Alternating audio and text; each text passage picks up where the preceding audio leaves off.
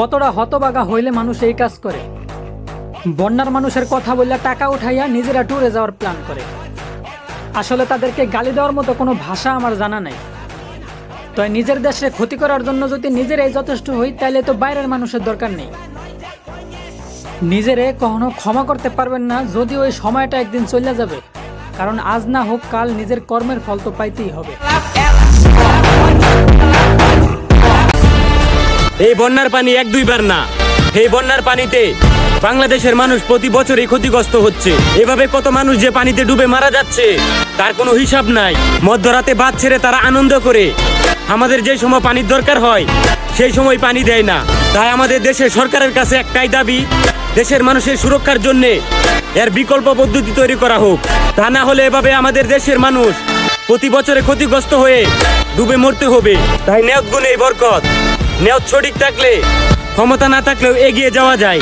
আর আমরা প্রবাসীরা দেশকে সুরক্ষা রাখার জন্য সব সময় পাশে আছি, ইনশাল্লাহ থাকবো। তাই শুধু ক্ষমতা দিয়ে নয়, নেয়তার মেধা কাজে লাগিয়ে দেশকে বাঁচান।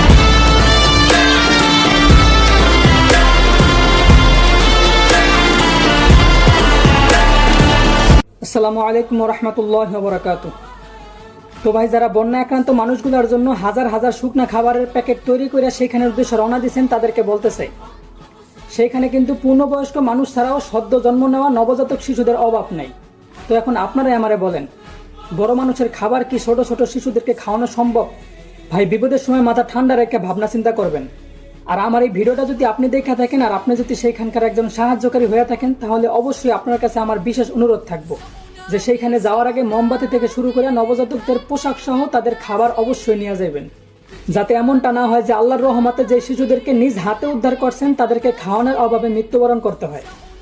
আর একটা কথা বলতে চাই বর্তমান ক্যামেরাম্যান গুলারে, ভাই লজ্জা করে না যখন পানির স্রোতের সাথে মানুষ ভাইসে যেতেছে আর আপনি এক আধা ক্যামেরা ধরে আর এক আধা ইশারা দিতেছেন পারে আসতে? লজ্জা করে না যে আপনি একটা সুস্থ পুরুষ হওয়া সত্ত্বেও শুধুমাত্র ভিডিও করার জন্য আরেকজন মানুষের সাহায্য করতে পারতেছেন না? আমি জানি না আর কেমনে কইলে আপনারা বুঝতে পারবেন যে ভাই বর্তমান পরিস্থিতি মানুষের কাছে রিপ্রেজেন্ট করার মতো না। যে ভাই বর্তমান পরিস্থিতি মানুষের কাছে রিপ্রেজেন্ট করার মতো না। শুধু নদীর এই কুল বা ওই কুলে না, সেইখানে নিঃস্বার্থভাবে পৌঁছায় যাবেন যেখান থেকে মানুষের কান্না আর হাহাজারি আসবে। তো পরিশেষে বলবো, বন্যা আক্রান্ত প্রত্যেকটা জেলা বা উপজেলার পাশে দাঁড়ানোর চেষ্টা করেন। আর যারা না দাঁড়াইতে পারতেছেন তারা মন ভরে আল্লাহর কাছে দোয়া করেন।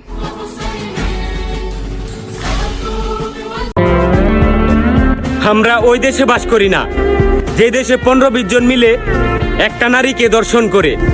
আমরা ওই দেশে বাস করি যেই দেশে একটা নারীর সম্মান রক্ষার জন্য হাজারো ছেলে যুদ্ধ করতে প্রস্তুত আছি।